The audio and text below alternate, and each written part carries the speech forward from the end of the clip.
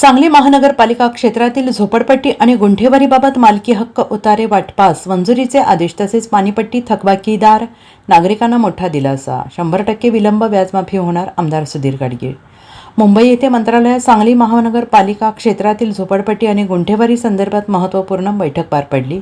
ही बैठक महसूल मंत्री चंद्रशेखर बावनकुळे यांच्या अध्यक्षतेखाली सांगलीचे आमदार सुधीर गाडगीळ यांच्या उपस्थितीत झाली. या बैठकीत सांगली महापालिका क्षेत्रातील 2011 पर्यंतच्या सर्व झोपडपट्ट्यांचे रेखांकन लेआउट खाजगी एजन्सीमार्फत पूर्ण करून त्यानंतर संबंधित नागरिकांना मालकी हक्काचे उतारे सिटी सर्व्हे 7/12 3 महिन्यांच्या आत वितरित करण्याचे आदेश देण्यात आले. मालकी हक्क उतारे मुख्यमंत्री देवेंद्र फडणवीस यांच्या हस्ते एका विशेष कार्यक्रमात वाटप करण्यात येणार आहेत.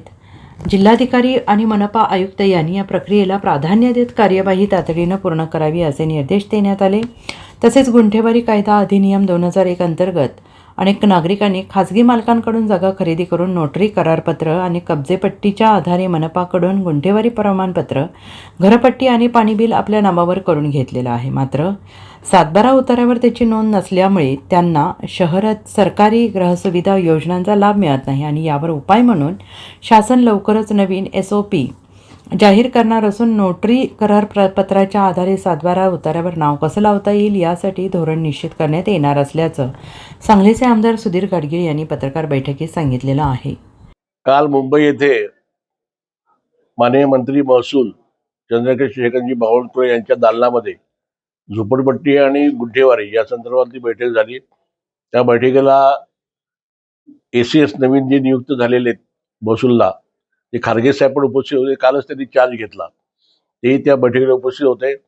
तसेच महापालिका क्षेत्रातून आपल्या महापालिकेचे माजी नगरसेवक हनुमंत पवार, तसे आमचे सुजित काटे, रवी सदामते असे सर्वजण उपस्थित होते.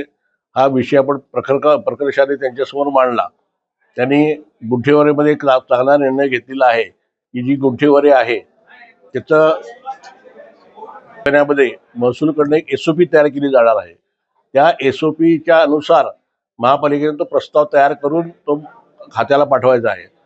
तसेच जे आपल्या झोपडपट्ट्या 2011च्या आधीच्या आहेत त्या झोपडपट्ट्यांचं नियमितीकरण सरकारनं करणार आहे आणि ते 3 महिन्याच्या आत जिल्हाधिकारी आणि आयुक्तांनी हे काम पूर्ण करायचं आहे.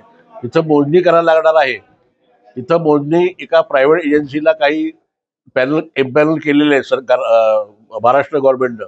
त्या ती एजन्सी घेऊन त्यांच्याकडनं तर सर्वे आणि मोजणी करून घ्यायची आहे. कारण आणि त्याचे लागणारे पैसे DPCतनं त्यांनी द्यायचे आहेत असे अधिकाऱ्यांनी त्यांना सांगितलेलं आहे. या पुढच्या 3 महिन्यामध्ये हा झोपडपट्टी मालकीचा विषय संपेल आणि ज्यांची घरं 500 फुटापर्यंत त्याला एकही पैसा लागणार नाही फी, आणि ज्यांची 500 ते 1000 आहे त्या 500 ते 1000 मध्ये वरच्या 500ला 10% कर भरावा लागणार आहे. आणि ज्यांची 1500 पर्यंत घरं आहेत त्यांना वरच्या 500ला 1000 फुटासाठी 20% भरायला लागणार आहेत. अशा तऱ्हेने हे नियमितीकरण होऊन त्यांच्या नावाने त्यांची 7/12 तयार होतील. आता की महापालिकेची पाणीपट्टी थकबाकी 2023 पर्यंतची जवळजवळ 63 कोटी होती. त्यातला 20 कोटी हा व्याजाचा विषय होता आणि 43 कोटी हा मुद्दल होता. ते व्याज वरचं माफ करून 43 कोटी जर का एक रकमी लोकांनी भरली आपापली पाणीपट्टी तर ते वरचं दंड आणि व्याज त्यांना माफ मिळणार आहे. या पद्धतीने पुढच्या काळामध्ये आपण जी घरपट्टी आहे त्याचा विषय पण करून येणार आहे. Bureau report SBN Marathi, Sangli.